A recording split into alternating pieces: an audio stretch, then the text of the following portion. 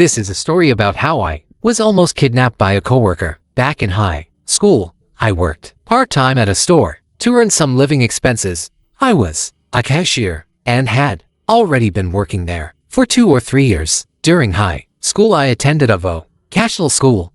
1 year, I started working there. For convenience, in telling this story, I'll call him Kangnan. He went to the same school as me. After we started working together, we became familiar with each other, but I never considered him a friend, just a familiar face. At work, I always had a vague sense of discomfort around him. His words and behavior made me feel uneasy.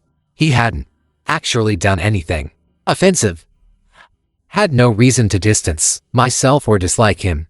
It was hard to explain, just a strange gut feeling. Before I go on, I want to first introduce a bit of my work background. I usually took the bus or had my dad drive me to work. From the bus stop, it was about a 15-minute walk to my workplace. If the bus was on time, I still had to transfer at a certain time. The commute took 25 minutes. But if I hit rush hour with packed buses, it could take 45 minutes or more. And my dad, on weekends, could only drive me. As I interacted more, our conversations increased with Can, and I started to sense he liked me. No matter which cash register I was at, he would often pass by in front of me, sometimes stopping to chat a bit.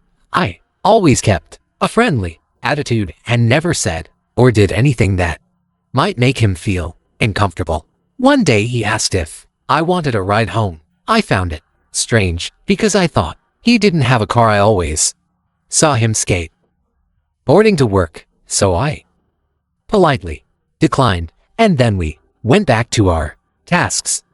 The next weekend, he invited me again and again. I still refused. I asked if he had a car.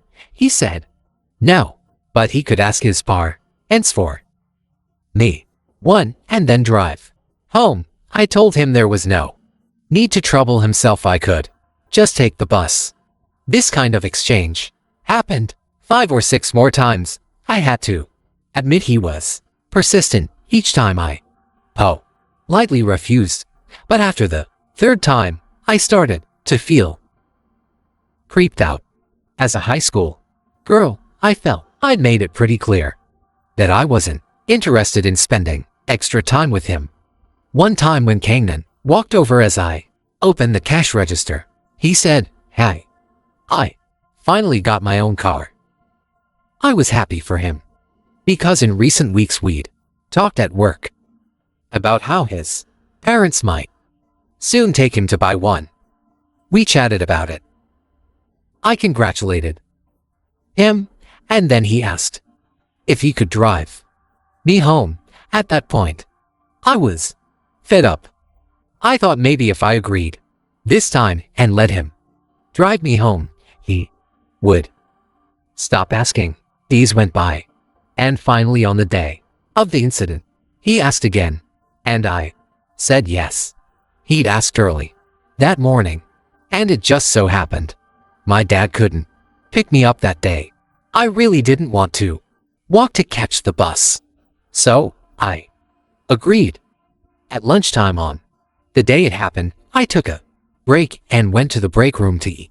As my break was ending, an other employee came over and started talking about a few police cars in the parking lot, lights flashing, and 2 officers. One went to the admin office.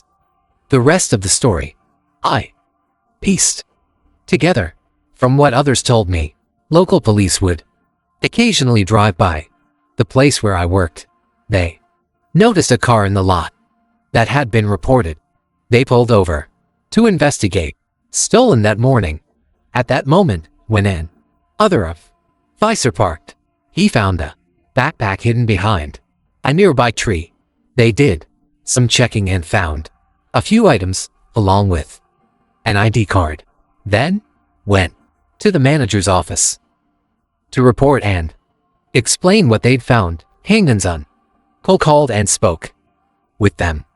It turned out that morning Kangnan had stolen his uncle's car in the backpack. They Found lots of tools for a crime. There was a rope, duct tape, and a utility knife with a folding blade. When he was called to the office, his uncle and parents were also called in. I guess his uncle didn't press charges, so Kangnan didn't leave with the police. I don't know if he was asked about the contents of the backpack. I don't know if he was. How he answered. Because no one knew that day. He was supposed to drive me home.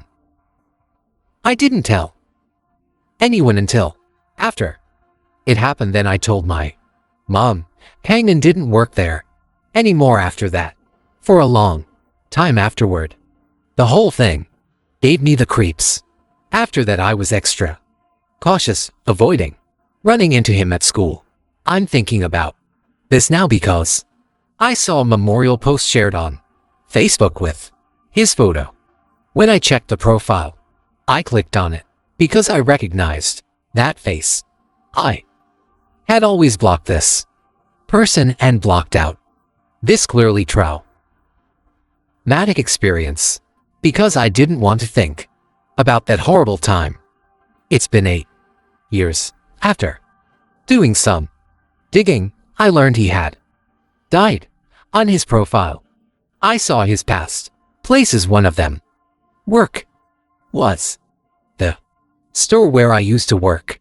When my mom learned the full story, she was terrified. My mind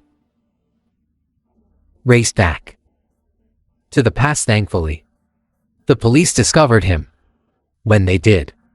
Or else, I really don't know what would have happened to me.